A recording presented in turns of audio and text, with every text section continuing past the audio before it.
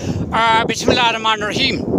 आज जो बदीन की जो पोजीशन है वो तमाम डेंजर्स की तरफ जा रही है और जो करप्शन की गई है ऑल दी यूसीज की, तो वो बड़े में बड़ी करप्शन की गई है। तो मैं आज हमारे शहजाद बिलाल भुट्टे से प्रेजेंट हूँ कि बदीन की और बदीन की इन्वेस्टिगेशन की जाए और बदीन का जो बेड़ा गर्क हो गया वो करप्शन के सिलसिले में हुआ है। और आल दी यूसीज डिस्ट्रिक्ट बदीन के जो चेयरमैन हैं उन्होंने शुरू से आज तक जो करप्शन किया वो तारीखी किया। तो मैं आज इस वक्त प्रेजेंट होकर मैं ये बताता चलूँ उन्होंने बदीन की जो करप्शन की है वो बड़ी की है या अवाम के पैसे चेयरमैन ने खा गए तो ये वापस करा लें। और हमारे शहजादे बिलाल भुट्टे से मुखातिब होकर ये मैं बताता चलूँ बदीन का बेड़ा गर्क हो जाए।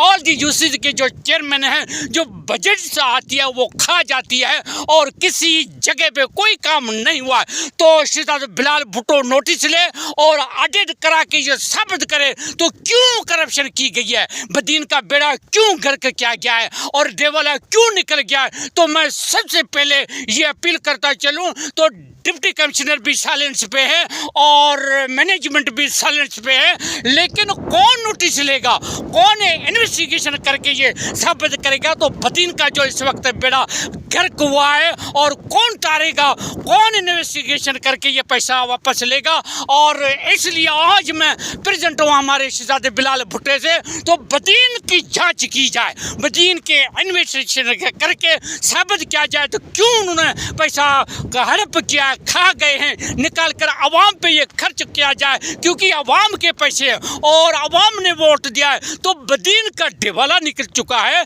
बदीन का बेड़ा गर्क हो गया है। ऑल दी यूसीज के जो चेयरमैन हैं बदीन डिस्ट्रिक्ट के ये शुरू से और अभी तक जो बजट आती है वो कभी जाहिर नहीं हुआ, तो जाहिर करके अवाम पे खर्च किया जाए।